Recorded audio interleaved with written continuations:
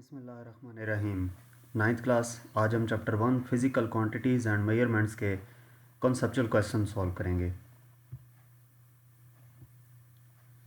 First question है हमारे पास, separate the base quantities and derived quantities from the following list. ये कुछ हमारे पास क्वांटिटीज़ गिवन हैं, हमने इनमें से बताना है कि कौन सी बेस क्वांटिटीज़ हैं और कौन सी डिराइव्ड क्वांटिटीज़ हैं। तो सबसे पहले हम लेंथ की बात करें। बेसिकली अगर आपको याद हो तो जो बेस क्वांटिटीज़ के नीचे टेबल था उसमें 7 क्वांटिटीज़ थी। उनमें से जो जो क्वांटिटीज़ जहाँ पर गिवन हैं वो बेस क्वांटिटीज़ होंगी और उनके अलावा बाकी जो होंगी वो डिराइव्ड क्वांटिटीज़ होंगी।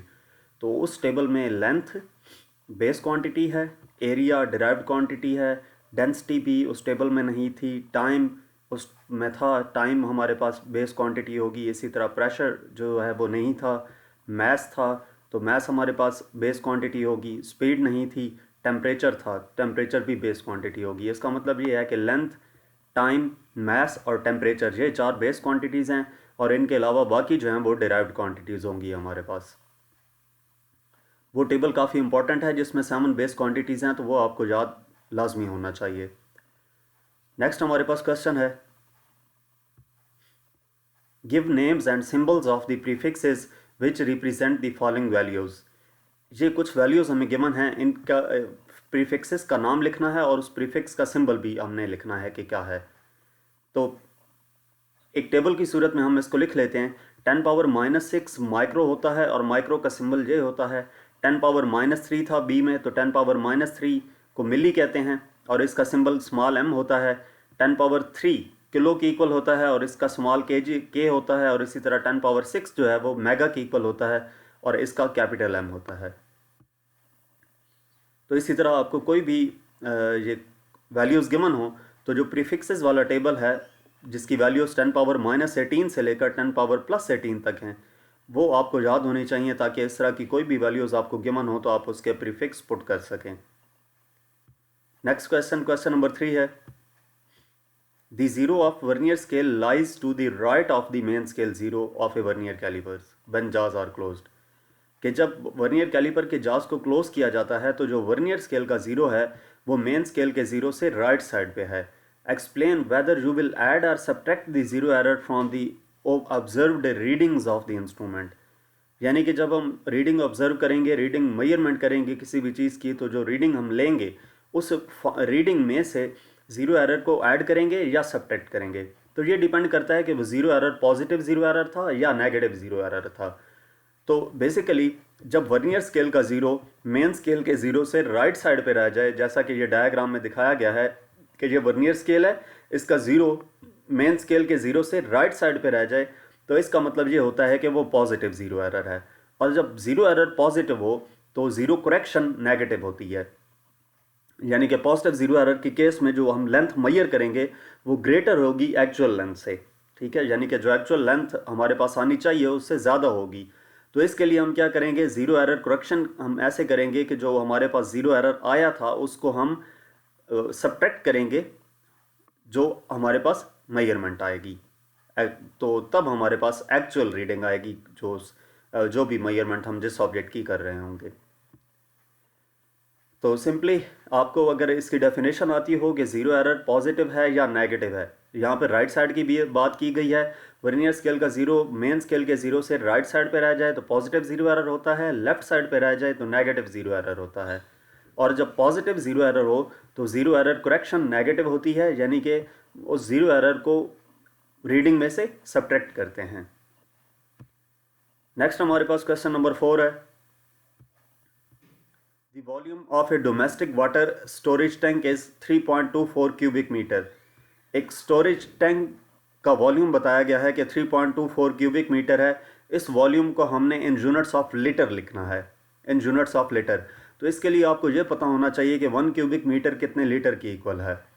तो सिंपली हम इसको सॉल्व करते हैं। वॉल्यूम हमें गिवन है 3.24 क्यूबिक मीटर, इसको हम 1000 से मल्टीप्लाई करेंगे क्योंकि 1 क्यूबिक मीटर इक्वल होता है 1000 लीटर्स के। ठीक है, तो ये 1 क्यूबिक मीटर की जगह पे 1000 लीटर्स लिख दिया, इसको 1000 से मल्टीप्लाई किया तो ये 3240 लीटर्स आ गया। नेक्स्ट हमारे पास क्वेश्चन नंबर 5 है, explain why digital stopwatch is preferred over analog or mechanical stopwatch.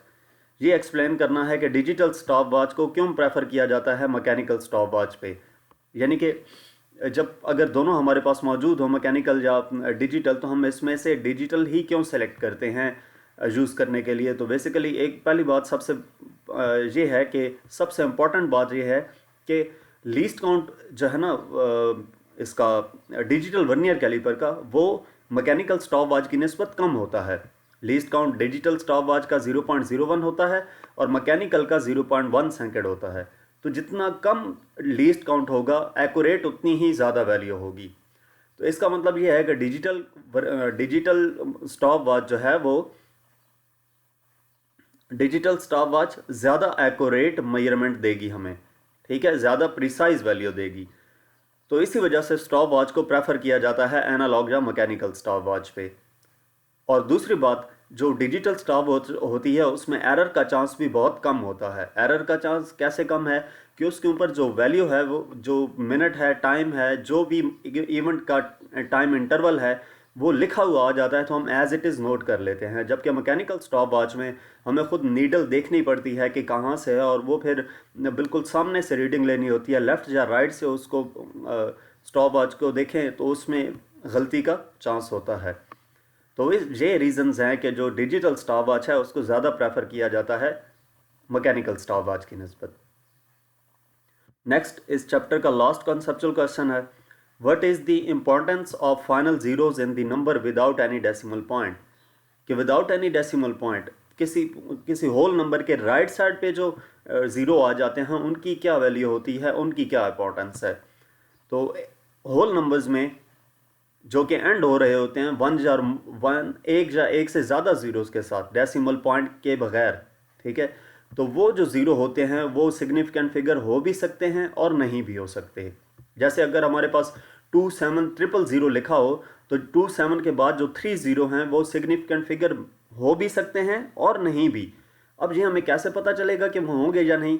तो बेसिकली उस इंटीजर में या होल नंबर्स में जो राइट साइड पे ज़ीरोज़ होंगे उनको हम यूज़ करते हैं, उनको हम देख सकते हैं, बता सकते हैं कि वो सिग्निफिकेंट फिगर्स हैं या नहीं।